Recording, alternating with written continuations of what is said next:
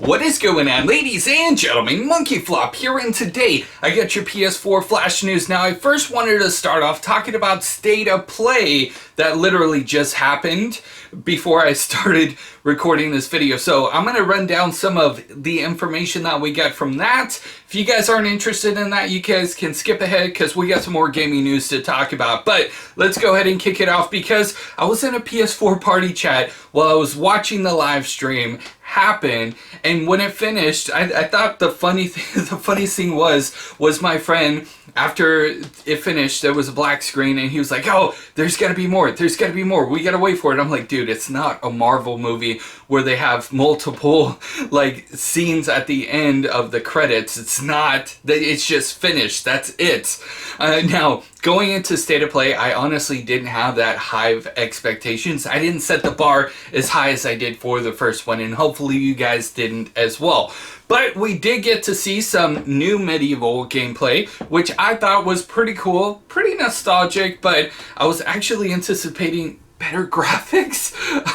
Was it just me? Or maybe it was just the stream. I don't know. Maybe it's not actual gameplay. We'll have to wait and see. But nevertheless, I'm really excited for Medieval, to say the least. Next up, we got a first look at Monster Hunter World's expansion of Iceborne, and I thought it was pretty cool. It was a little bit different than what we're used to. It was funny when I was watching the live stream, the chat was kind of guessing what the game was, and it's like, Monster Hunter World, duh. But a lot of people were kind of thrown off by that. Next up, we actually have a Predator game. It looks pretty cool, to be honest with you. We got like a multiplayer type of game. A lot of people were speculating that this was going to be SOCOM, but you know, the Predator flashed on the screen and everybody was like, what? That was honestly pretty cool. Days of Play is returning, ladies and gentlemen, and it's going to be kicking off in June. And in honor of Days of Play, they are launching a limited edition PlayStation 4, which honestly looks pretty cool. And if you're in the market of getting a PlayStation 4 Slim, you might want to keep your eyes peeled for this one. Because typically, like, you know, limited edition runs of PS4s go up in value over time. So I'm just saying. We also got to look at a Final Fantasy remake, which was pretty cool. And then we get to see a game that was called Away.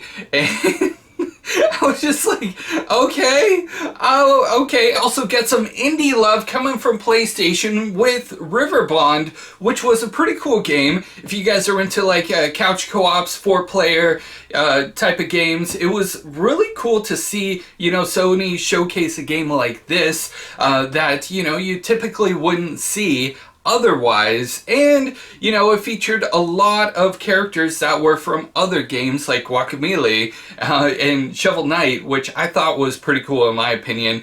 But you know, honestly, overall the State of Play was a decent one, to say the least. You know, going into E3 and knowing that they're probably not going to have another State of Play until well after E3, you know, kind of left a lot of people with the salty taste in their mouth.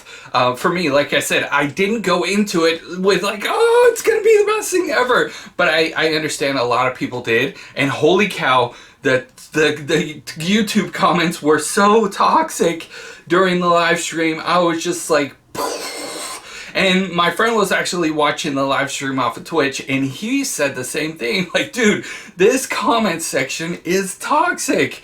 Wow.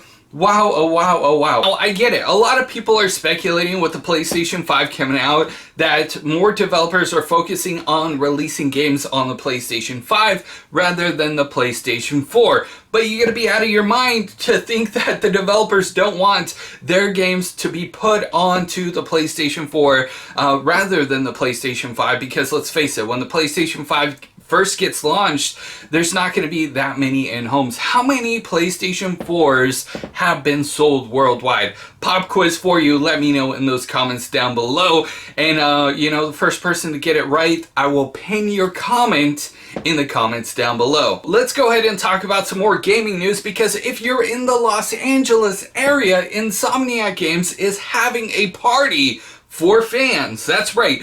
300 slots just open up, and I get some tickets. My friend literally just got tickets before I turned on the camera, and I told him about it, and there's still some tickets available. So if you're in the Los Angeles area and you're planning on being here right around E3, Insomniac Games is throwing a pre-E3 party, and I'll be there. I'd love to know if you guys are going to be joining in the festivities as well. Let me know in those comments down below. Oh, and if you need a link, I got you on Twitter. So, after this video, click on somebody else's video and then exit YouTube, because YouTube doesn't like, people leaving their site. So don't affect my video, affect somebody else's video. I'm kidding, but seriously. No, I'm not.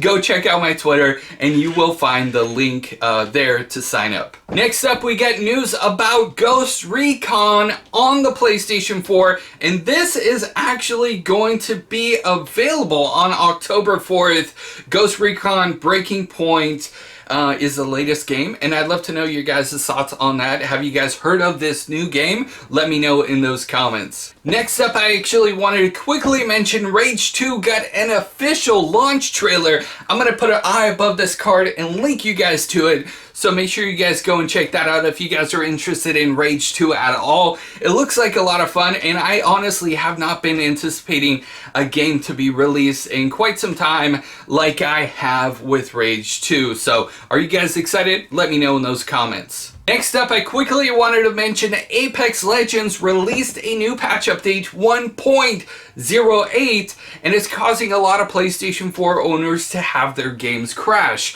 Now, I'm not sure about all the other consoles, but a lot of PS4 owners have been reporting that Apex Legends has been crashing a whole heck of a lot, especially after this new patch update.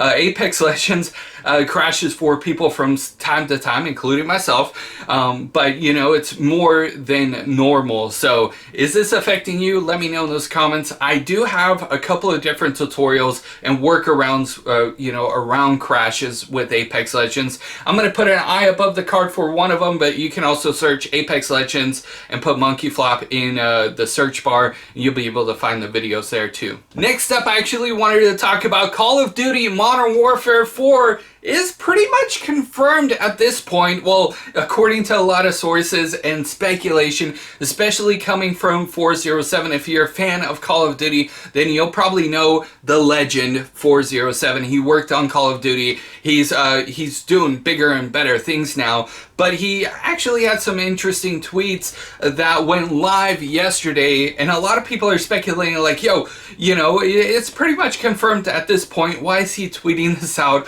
What is the whole purpose of this? So, are you guys excited for Call of Duty Modern Warfare 4? If this is true, let me know in those comments down below.